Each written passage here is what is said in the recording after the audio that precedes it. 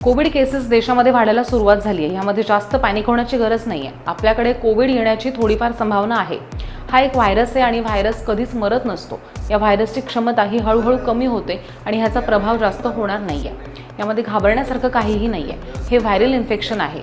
ज्या लोकांना सर्दी, ताप, डोकेदुखी, घशामध्ये खवखव असे आजार किंवा असे लक्षणं असतील त्यांनी मास्क वापरावा.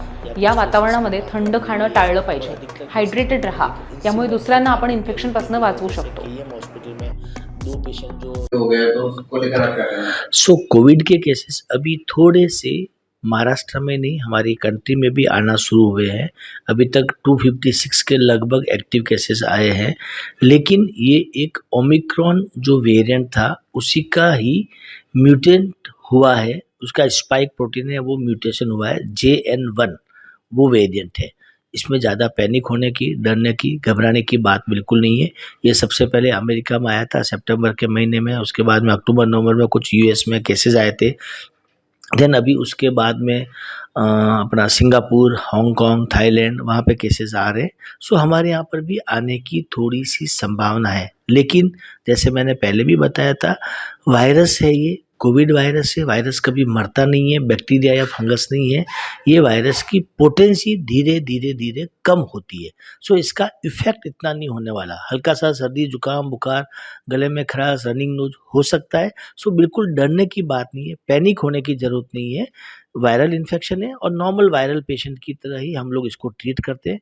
पिछले हफ्ते 2 हफ्ते के अंदर हमारे पास में इसमें लगभग 4-5 पेशेंट आए थे। वो भी इंसिडेंटल फाइंडिंग था, ऐसा नहीं था कि वो कोविड की कंप्लेन लेकर के आए थे। जब हमने चेक किया तो मालूम पड़ा कोविड है, और जो नॉर्मल वायरल में मेडिसिन देते हैं वही मेडिसिन दिया और पेशेंट बिल्कुल ठीक है। So no need to be fearful at all, but we have to be careful. थोड़ा ध्यान रखने की जरूरत है, पैनिक नहीं होना है। पहले और अब के दोनों में क्या डिफरेंस है? सेम वही कोविड है।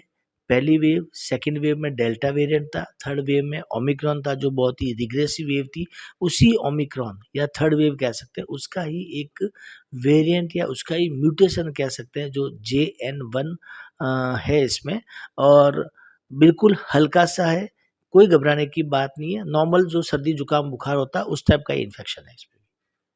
लोग पैनिक हो रहे हैं, घबरा रहे हैं, उनके लिए क्या मैसेज है? सो मेरा लोगों से यही कहना है कि जिस भी व्यक्ति को सर्दी, जुकाम, बुखार, हेडेक होता है, गले में खिचखिच होती है, नाक से पानी ज़्यादा आता है, ऐसे व्यक्ति को मास्क पहनना चाहिए। दूसरा, ये मौसम में ठंडा खाने से थोड़ा-सा बचना चाहिए। तीसरा, अभी गर्मी बहुत आ रही है तो अपने आप को हाइड्रेट अच्छा करना है। ये 2-3 चीज़ों का ध्यान रखना है, और जिनको भी नाक से पानी आ रहा, खाँसी आ रही, वो मास्क पहनेंगे तो दूसरों को इन्फेक्शन से बचाएँगे। नॉट ओनली कोविड, कोई भी वायरल इन्फेक्शन होता है, उसमें हम लोग सबको हिदायत देते हैं। इवन घर में अगर किसी बच्चे को भी होता है तो कहते हैं कि मदर को बोलते हैं कि थोड़ा दूर रहे उससे, फादर को बोलते हैं थोड़ा-सा दूर रहे, या हस्बैंड को हो रहा है तो वाइफ को बोलते हैं उनसे दूर रहे। तो थोड़ा-सा ध्यान रखने की इतनी ज़रूरत है। जो नॉर्मल वायरल इन्फेक्शन में ध्यान रखते हैं, वही हिदायतें इसमें भी रखेंगे तो अपन ये वेव भी, या ये भी जो ये वेव नहीं है, ये नंबर ऑफ कुछ केसेस हैं, आएँगे और चले भी जाएँगे। घबराने की जरूरत नहीं। बिल्कुल घबराने की बात नहीं है, डरने की बात नहीं, किसी भी तरीके से कोई पैनिक होने की ज़रूरत नहीं है। हमारी कंट्री में मलेरिया के केसेस ज़्यादा है, डेंगू के केसेस ज़्यादा है, बट उसका हम गिनती नहीं करते हैं। इसकी हम गिनती कर रहे हैं, इसलिए अननेसेसरी का पैनिक फैल रहा है।